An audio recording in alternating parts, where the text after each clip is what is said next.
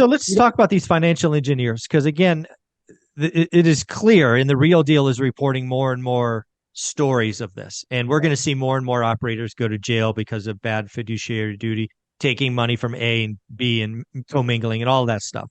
But as an operator, you really have a couple of choices. You're staring at a rate cap expiring or interest rates rising. You're doing a value add because heaven forbid everybody was doing value adds with IOs. I think you have two choices. And I honestly don't know what the right choice is.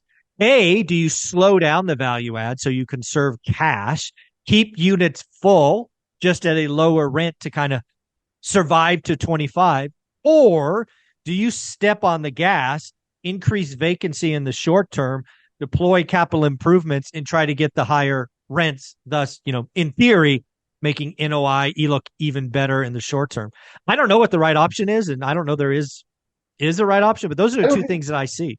Yeah, I don't think there's any like one size fits all answer here, right? I think it depends on a lot of different things, and it's probably deal specific. And if you're an operator, you have to look at what your cash position is now. Like if you were doing a big value add, for instance, hopefully you raised a whole bunch of money to do that. You have a whole bunch of money in the bank, right? Or maybe you finance it and the bank is still willing to give you the money. I mean, that's another thing. Like, is the bank like, did you raise the money on your own to do your renovation, which is what I like to do because it gives you more control, or did you get the money from a lender, right? If it's the latter, is the lender still willing to give you that money or not, right? So you may not have a choice if you went to borrow it in the first place. On the other hand, the lender may be pushing you to who knows? So we just don't know what the inside conversation is there. But let's just say all things being equal, let's say you raise the money. So you're not dealing with the lender, you have the choice. Now, what you have to look at as an operator is, okay, how well have we been able to execute so far? Like, do we have crews that are here? Like, are we suffering delays? Like, are these guys good? How fast can we move? Or not? And also, like, on the ones we've done so far, are we getting the rent bumps that we thought, or something close to that, or enough to make it worthwhile, right? And if you're A, getting the rent bumps, and B, you're able to execute, right? And then you have enough, and you're looking at sort of like your time horizon, you're saying, okay, look, we've got 3 years left on this node before we have to refinance. Or we've got X till, I mean, really it's the refinance problem. Do we have enough runway to do this, right? And if we can execute that, what is the NOI going to be?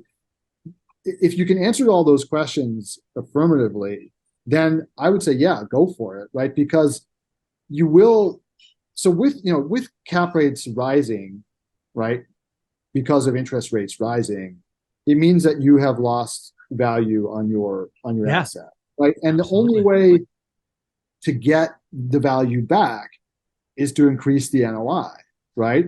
Because as you guys probably remember, like, the way you calculate the value is you divide the NOI by the cap rate, right? So if the cap rate has gone up, then the NOI also has to go up to preserve the value.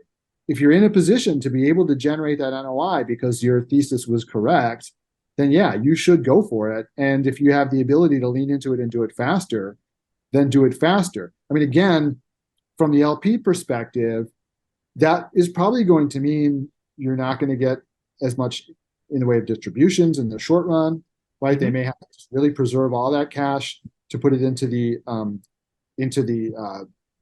renovation. But the end goal is, hey, when it comes time to refinance, we're going to have boosted that NOI. We're going to have created additional value. We then won't have to do a cash in refi when we refi this deal, or when we sell it, we'll be able to sell it for a decent valuation and at least get people's money back to them, maybe make a little profit. Maybe, 3 years from now, it's a whole different market situation and interest rates are down, or whatever, the demand is back up for whatever the thing is, right? But I think you have to go through that thought process. And then I would say if those things all line up, then maybe the prudent thing to do is to just accelerate that program.